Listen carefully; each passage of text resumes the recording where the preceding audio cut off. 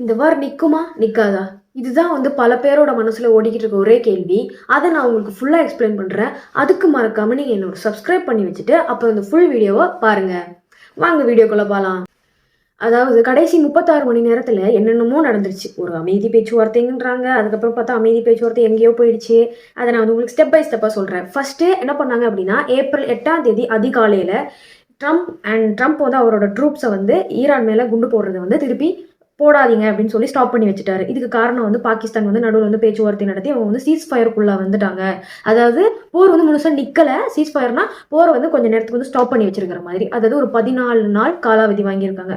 அதாவது 14 நாளைக்கு வந்து யாரையும் அட்டாக் பண்ண மாட்டாங்க. யூஎஸ் வந்து ஈரான் அட்டாக் பண்ணுறதோ, இஸ்ரேல் வந்து ஈரான் அட்டாக் பண்ணுறதோ, அதே மாதிரி ஈரானும் எந்த ஒரு கல்ஃப் கண்ட்ரீஸில் இருக்கல லைக் பேசஸையோ இல்லை எண்ணெய் கிடைக்குங்களையோ எங்கேயுமே வந்து அட்டாக் பண்ண மாட்டாங்க. இதுதான் வந்து சீஸ் ஃபயரோட மெயினான கோல்.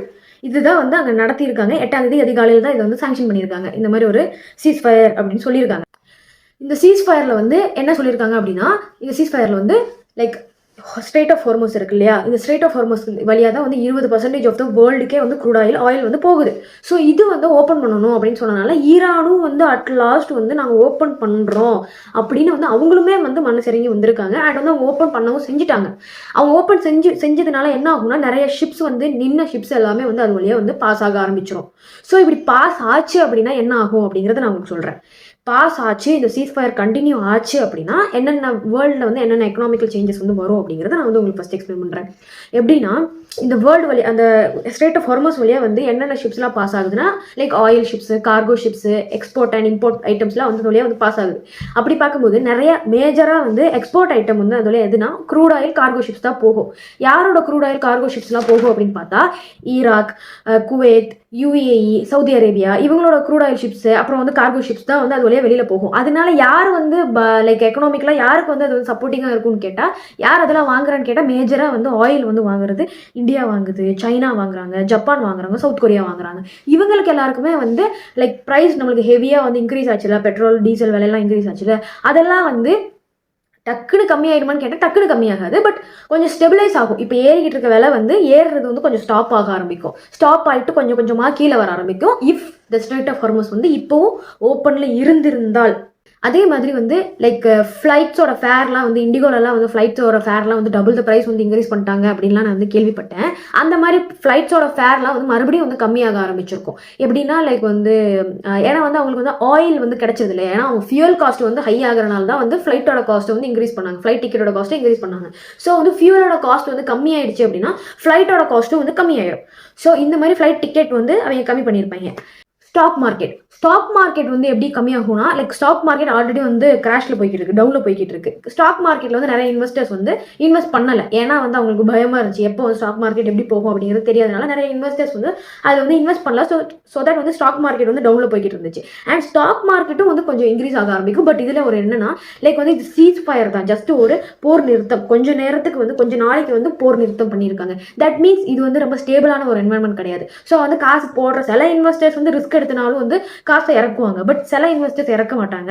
அவங்க வந்து ஃபுல்லாக எப்போ வார் நிற்குதோ அது வரைக்கும் நம்ம பொறுமையாக இருக்கலாம் அப்படின்னு சொல்லிட்டு சில இன்வெஸ்டர்ஸ் வந்து வெயிட் பண்ணுவாங்க. ஸோ அந்த மாதிரி வந்து ஸ்டாக் மார்க்கெட் வந்து கொஞ்சம் வந்து ஸ்டெபிலைஸ் ஆக மேபி வாய்ப்புகள் இருந்திருக்கு. அண்ட் மோர் ஓவராக வந்து லைக் வந்து மக்கள் சாகுறது வந்து தடுக்கப்பட்டிருக்கு. லைக் எப்படின்னா, சீஸ் ஃபயர்னால வந்து இந்த 14 நாளில் வந்து எத்தனையோ வந்து ஏர் ஸ்ட்ரைக்ஸ் நடந்திருக்கும் ஈரானுக்குள்ள. ஈரான் வந்து இஸ்ரேலுக்குள்ள நடத்துறது, அதுக்கப்புறம் வந்து லைக் வந்து பக்கத்தில் கல்ஃப் கண்ட்ரீஸில் அட்டாக் பண்ணுறது, இதெல்லாம் வந்து கம்மியாகிறனால வந்து மக்கள் வந்து சாகுறது வந்து கம்மியாக ஆரம்பிச்சிருக்கும். இந்த மாதிரி இந்த சீஸ் ஃபயர் வந்து இந்த 14 நாளுக்கு அப்புறமா இவங்க வந்து பேச்சுவார்த்தையெல்லாம் நடத்தி, அதாவது அமெரிக்கா வந்து கொஞ்சம் பாயிண்ட்ஸை வந்து ஈரானுக்கு அனுப்பி விடவும், அதே மாதிரி ஈரான் வந்து அவங்களோட ஒரு 10 பாயிண்ட்ஸை வந்து யூஎஸ்ஏக்கு வந்து அனுப்பிச்சு விட்டதாகவும் வந்து சொல்லப்படுது. அதாவது என்ன கேட்டிருப்பாங்க அப்படின்னா, மோஸ்ட்லி வந்து எங்கள் நியூக்ளியர் வெப்பனை நீங்கள் வந்து தொடக்கூடாது, நாங்கள் வந்து நியூக்ளியர் வெப்பன் ப்ரொடியூஸ் பண்ணுவோம், அண்ட் வந்து கவர்மெண்ட் ரெஜிம்லாம் மாறாது அப்படின்னு வந்து ஈரான் கேட்டிருப்பாங்க யூஎஸ்ஏ கிட்ட. யூஎஸ்ஏ என்ன கேட்டிருப்பான், ஸ்ட்ரெயிட் ஆஃப் ஹார்மஸ் எப்போ பாரு திறந்தே வச்சிருக்கணும். அண்ட் வந்து இன்னைக்கு என்னன்னா, லைக் வந்து நம்ம ஈரானோட இப்போதைக்கு வந்து பொசிஷனில் இருக்கிற என்ன சொன்னாரு அப்படின்னா, யூஎஸ் என்ன கேட்டிருக்காங்க அப்படின்னா, லைக் வந்து நான் சொல்லியிருப்பேன், ஈரானியன் ரெவல்யூஷனில் வந்து நான் எக்ஸ்பிளைன் பண்ணியிருப்பேன், எப்படி வந்து யூஎஸும் ஈரானும் ஃப்ரெண்டாக இருந்தாங்களோ அந்த டைமில் ஷா வந்து ஆட்சி பண்ணிட்டு இருந்தாங்க. அந்த டைமில் வந்து எப்படி வந்து க்ரூட் அவங்களோட ஆயில், அதாவது ஈரானோட ஆயில் சப்ளை மேலே எப்படி வந்து அமெரிக்காவோட கை ஓங்கி இருந்துச்சு அப்படின்னு நான் வந்து எக்ஸ்பிளைன் பண்ணியிருப்பேன். அதுதான் வந்து இப்போவும் அமெரிக்கா கேட்டிருக்காங்க. என்னன்னா, அதாவது அமெரிக்கா தான் வந்து ஈரானோட ஆயிலை வந்து கட்டுப்படுத்துவேன், அதையும் வந்து நீங்கள் வந்து எங்களுக்காக கொடுக்கணும். அதே வந்து ஸ்ட்ரெய்ட் ஆஃப் ஹார்மஸ் எப்போவுமே வந்து திறந்தே இருக்கணும், அது வழியாக போகிற எந்த ஷிப்புக்கும் அட்டாக் நடக்கக்கூடாது. அண்ட் வந்து நியூக்ளியர் என்ரிச்மெண்ட் நீங்கள் பண்ணுறதை ஸ்டாப் பண்ணணும். எல்லா யுரேனியமே நீங்கள் வந்து யூஎஸ்ஏ கிட்ட கொடுத்துடணும், ஒரு யுரேனியம் கூட இருக்கக்கூடாது, ஜீரோவில் இருக்கணும் அப்படிங்கிற மாதிரி வந்து யூஎஸ் வந்து ஈரான்கிட்ட கேட்டிருக்கிறதா வந்து அங்கே சொல்லியிருக்காங்க. ஈரான் வந்து சொல்லியிருக்காங்க. இதை வந்து ஓப்பனாகவே வந்து அவங்க சொல்லியிருக்காங்க. அண்ட் இது வந்து ஒரு விக்ட்ரியா, இது வந்து ஒரு வாரில் வந்து அவங்க வின் பண்ணியிருக்காங்களா அப்படிங்கிற மாதிரி அவங்க வந்து கேட்டிருக்காங்க.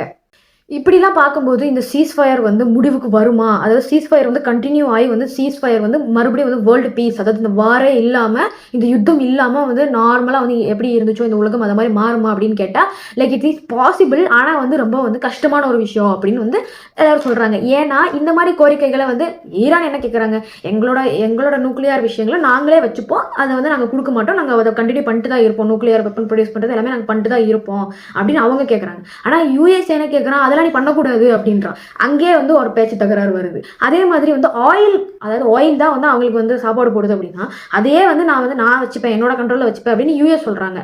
அதையும் வந்து எப்படி ஈரான் விட்டு கொடுக்க முடியும்? ஸோ அதனால எனக்கு தெரிஞ்ச வரைக்கும் இந்த சீஸ் ஃபயர் வந்து முடிவுக்கு வருமானு கேட்டால் சீஸ் ஃபயர் மேபி நடுவுலே பிரேக் ஆக கூட வாய்ப்பு இருக்கு அப்படிங்கிறது தான் என்னோட முடிவாக இருந்துச்சு. அண்ட் இது ஒரு விஷயம், இது அவங்களோட பேச்சு தகராறு. மேபி இந்த பேச்சு தகராறு வந்து அவங்க வந்து சரி பண்ணிடலாம், ஏதாவது பேசி கூட வந்து யாராச்சும் ஒருத்தவங்க காமெண்ட் செட் ஆகி வந்து மேபி வந்து அவங்க வந்து இந்த சீஸ் ஃபயர் வந்து கண்டினியூஸாக ஒரு பீஸ் கொண்டு போகிற வாய்ப்பு இருக்கு. பட் இதுக்கு குறுக்கால வந்து ஒரு ஆள் வந்து வெயிட் பண்ணிட்டு இருக்காங்க, அதுதான் வந்து இஸ்ரேல். இந்த இஸ்ரேலுக்கு வந்து ஈரான் வந்து இல்லாமல் போகணும் அப்படிங்கிறது தான் வந்து அவங்களோட முடிவு அப்படிங்கிற மாதிரி தான் எனக்கு தோணுது. ஏன்னா யூஎஸ் வந்து என்னதான் வந்து கீழே இறங்கி வந்து சரி ஓகே அப்படின்னு சொன்னாலும் பட் யூஎஸ்ஏ நான் சப்போர்ட் பண்ண மாட்டேன். ஏன்னா அவன் வந்து தொட்டிலே ஆட்டி விட்டு பிள்ளையும் கிள்ற மாதிரி வந்து அவங்க பண்ணுவாங்க, லைக் ட்ரம்ப் பண்ணுவார். ஏன்னா அவர் வந்து இஸ்ரேலுக்கு வந்து சப்போர்ட் பண்ணிட்டு தான் இருப்பார் எப்போவுமே. ஸோ இஸ்ரேல் வந்து என்ன பண்ணுறாங்க அப்படின்னா இந்த சீஸ் ஃபயர் இப்போ இந்த சீஸ் ஃபயர்லாம் நடந்துச்சு, லைக் கொஞ்சம் ஷிப்ஸ் எல்லாம் வந்து வழியே பாஸ் ஆச்சு, ஸ்ட்ரெய்ட் ஆஃப் ஹார்மஸ் வழியாக வந்து பாஸ் ஆச்சு. இந்த டைமில் இஸ்ரேல் வந்து என்ன பண்ணியிருக்காங்க அப்படின்னா ஒரு ஏப்ரல் 8 அதிகாலையில் வந்து இந்த சீஸ் ஃபயர் வந்து வந்திருக்கு, ஷிப்ஸ் வந்து பாஸ் ஆயிருக்கு. ஒரு ஆஃப்டர்நூன் மத்தியானத்துலேருந்து ஈவினிங் டைமுக்குள்ளே சாயங்காலத்துக்குள்ளே வந்து என்ன பண்ணியிருக்காங்கன்னா 160 ஏர் ஸ்ட்ரைக்ஸ்க்கு மேலே வந்து லெபனான் மேலே வந்து போட்டிருக்காங்க.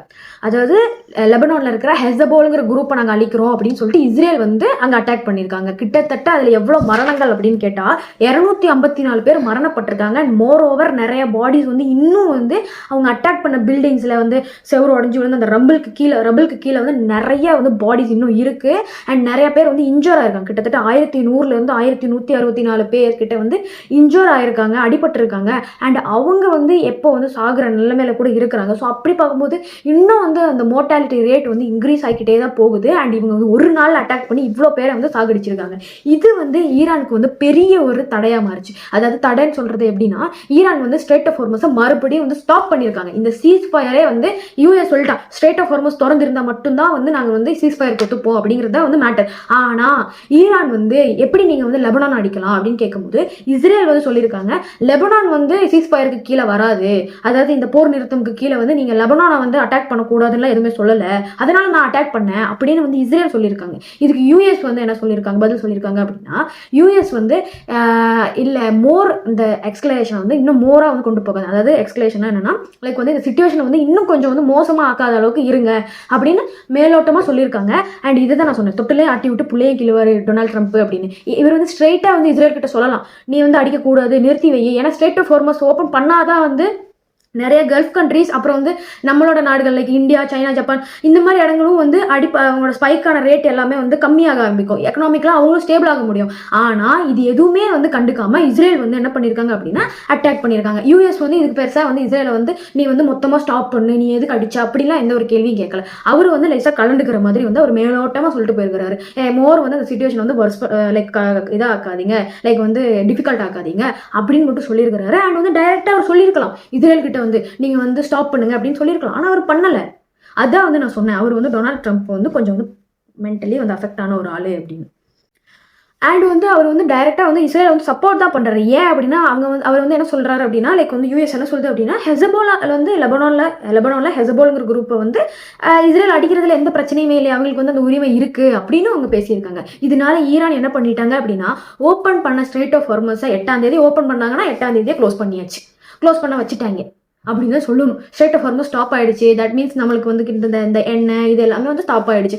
ஆல்மோஸ்ட் ஒரு 10-15 ஷிப்பு தான் வந்து ஸ்ட்ரெய்ட் ஆஃப் ஹார்மஸ் வழியாக வந்து வந்திருக்கும் அப்படின்னு அப்ராக்சிமேட்டாக ஒரு கணக்கு இருக்கு. அண்ட் வந்து அது வந்து இந்த கல்ஃப் கண்ட்ரீஸ்ல தான் வந்து வந்திருக்கு. அண்ட் மோர் ஓவர்லேயே அது வந்து கொஞ்சம் இந்தியாவுக்கு நிறைய கொஞ்சம் ஷிப்ஸ் வந்திருக்கு, சைனாக்கு வந்திருக்கு, அந்த மாதிரி வந்து சொல்லப்படுது. அண்ட் இதெல்லாம் வந்து லைட்டாக நம்மளோட லைக் இன்க்ரீஸ் ஆன ப்ரைஸ் வந்து லைக் ரேப்பிடாக வந்து இன்க்ரீஸ் ஆகிட்டே போகுதுல டே பை டே. இப்போ 100 ரூபா பெட்ரோல் அப்படின்னா அந்த 100 ரூபாங்கிறது வந்து அடுத்த நாள் 105 ரூபா அந்த மாதிரி போகிறது வந்து கொஞ்சம் நாளைக்கு கம்மி பண்ணும் அப்படின்னு சொல்கிறாங்க. எப்படின்னா லைக் 105 ரூபா ஏறது வந்து 101 ரூபாவா மாறும், 102 ரூபாவா மாறும் அடுத்த நாள், அந்த மாதிரி ஏறும். 105 அப்படின்னு டபுள் ஆகாது அப்படிங்கிற மாதிரி வந்து அவங்க சொல்கிறாங்க. ஸோ இதுதான் வந்து இப்போதைக்கான நிலவரம். லைக் சீஸ் ஃபயர் வந்து கம்ப்ளீட்டாக நிறுத்தப்பட்டுருச்சான்னு கேட்டால் கம்ப்ளீட்டாக வந்து இன்னும் வந்து நிறுத்தப்படலை. ஏன்னா அதுக்கான பேச்சுவார்த்தை வந்து இன்னும் வந்து போய்கிட்டு தான் இருக்குது. அண்ட் பேச்சுவார்த்தை போய்கிட்டு இருக்குது. பட் ஸ்ட்ரெய்ட் ஆஃப் ஹார்மஸ் வந்து அவங்க வந்து கண்டிப்பாக வந்து ஃபுல்லாக க்ளோஸ் பண்ணிட்டாங்க அப்படின்னு தான் வந்து சொல்கிறாங்க. அண்ட் வந்து யூஎஸ்ஏ வந்து என்ன பண்ணுறாங்க அப்படிங்கிறது நம்ம பொறுத்து இருந்து தான் பார்க்கணும். அண்ட் இஸ்ரேல் வந்து ரொம்ப மோசமானவங்க. ஏன்னா அவங்களுக்கு வந்து இந்த வார் வந்து ஸ்டாப் பண்ணணும் அப்படிங்கிறதுல சுத்தமாக வந்து இன்ட்ரெஸ்டே இல்லை அப்படிங்கிற மாதிரி தான் அவங்க வந்து காமிச்சிக்கிட்டு இருக்காங்க. ஏன்னா வந்து ஒருத்தன் வந்து லைக் ஸ்ட்ரெய்ட் ஆஃப் ஹார்மஸ் இத்தனை நாள் திறக்காம இருந்தான். ஸ்ட்ரெய்ட் ஆஃப் ஹார்மஸ்க்காக தான் இவ்வளோ பெரிய சண்டையே. அப்படி பார்க்கும்போது ஸ்ட்ரெய்ட் ஆஃப் ஹார்மஸ்க்காக நான் வந்து சிவிலைசேஷனே அழிப்பேன் அப்படின்னு டொனால்ட் ட்ரம்ப் சொன்னார். அப்படி பார்க்கும்போது அவங்க வந்து அந்த இடத்த வந்து ஓப்பன் பண்ணி கொடுத்துருக்காங்க அப்படின்னா அவங்க கொஞ்சமாச்சும் அவங்க வந்து கொஞ்சம் கீழே இறங்கி இருக்கணும் அப்படின்னு தான் எனக்கு தோணுச்சு. பட் அது எதையுமே பொருட்படுத்தாமல் இஸ்ரேல் வந்து லெபனானை ஈரான் சப்போர்ட் பண்ற குரூப் ஹெஸ்போல் அவங்க வந்து அவங்களை அடிச்சா அவங்க கண்டிப்பா வந்து திருப்பி அடிப்பாங்க அப்படிங்கிற மாதிரி வந்து பண்ணி வச்சிருக்காங்களோ அப்படிங்கிறது வந்து எனக்கு தோணுச்சு. ஏன்னா வந்து ஈரான் வந்து மறுபடியும் இந்த சீஸ்ஃபயரை வந்து அவங்க பிரேக் பண்ணி அவங்க மறுபடியும் அட்டாக் ஸ்டார்ட் பண்ணாங்க அப்படின்னா உலக நாடுகள்லாம் வந்து ஈரான் தானே ஸ்டார்ட் பண்ணாங்க அப்படிங்கிற மாதிரி அவங்களை வந்து ஃப்ரேம் பண்ண ட்ரை பண்றாங்களோ அப்படிங்கிற மாதிரி எனக்கு வந்து ஃபீல் ஆச்சு. உங்களுக்கு என்ன ஃபீல் ஆகுது? இந்த சீஸ்ஃபயர் வந்து உடையுமா? இந்த போர் நிறுத்தம் வந்து உடைச்சு மறுபடியும் வந்து மாறி மாறி அடிச்சுப்பாங்களா? இல்ல வந்து இந்த வந்து போர் நிறுத்தம் வந்து 14 நாளுக்கு அப்புறமும் சமாதானமா வந்து அவங்க வந்து இந்த போரையே வந்து நிறுத்திடுவாங்களா? என்ன உங்களுக்கு தோணுது அப்படிங்கிறத கமெண்ட்ல சொல்லுங்க. உங்களோட தாட்ஸை நம்ம வந்து பார்க்கலாம். அண்ட் இதை பத்தி நான் இன்னும் கண்டினியூஸா வீடியோ போட்டுக்கிட்டே இருப்பேன். அதை நீங்க பார்க்கணும்னா மறக்காம என்ன நீங்க ஒரு சப்ஸ்கிரைப் பண்ணி வச்சுக்கோங்க. அண்ட் வந்து எனக்கு ஒரு லைக் அப்புறம் வந்து ஒரு ஷேர் கொடுத்தீங்க அப்படின்னா ரொம்ப சப்போர்ட்டிங்கா இருக்கும். இன்னொரு வீடியோல பார்க்கலாம். Until then by.